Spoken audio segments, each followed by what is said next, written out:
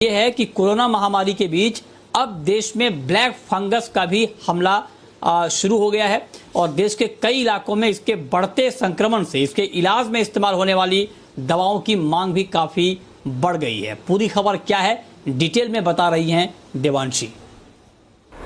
जी बिल्कुल, आप देखिए भारत में अब म्यूकोरमाइकोसिस के जो केसेस हैं वो लगातार बढ़ते हुए दिख रहे हैं और बहुत ही तेजी से बढ़ते हुए दिख रहे हैं। सीरियस फंगल इन्फेक्शन है ये, जिसको ब्लैक फंगस भी कहा जा रहा है। और मैं आपको बता दूं कि जितने भी कोरोना के मरीज हैं उनको ये खतरा सबसे ज़्यादा है। जो कोरोना से रिकवर हो चुके हैं उनको भी ये खतरा होता हुआ दिख रहा है, उनमें भी ये केसेस फिलहाल आते हुए दिख रहे हैं और बहुत ही तेज़ी से आते हुए दिखे हैं। इसके चलते जितने भी मरीज हैं उनके लंग्स हैं, स्किन है, ब्रेन सेल्स हैं, इस पर सबसे ज़्यादा असर होता हुआ दिख रहा है। साइनस की बीमारी की जो कंप्लेंट्स हैं वो आती हुई दिख रही हैं। ज़्यादातर जो राज्य हैं यानी कि कर्नाटका है, महाराष्ट्र है, जहाँ ज़्यादा कोरोना केसेस हैं वहाँ पे ये केसेस ज़्यादातर बढ़ते हुए दिख रहे हैं। नॉर्थ इंडिया में भी इसके केसेस ज़्यादा बढ़ते हुए दिख रहे हैं।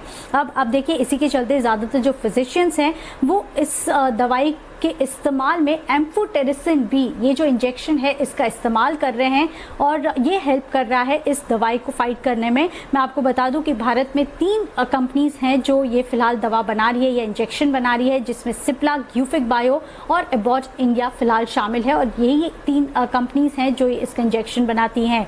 अब एक और कंपनी है जिसको इसका फायदा होता हुआ दिख रहा है और ये जो कंपनी है इसका नाम है अंबालाल साराभाई।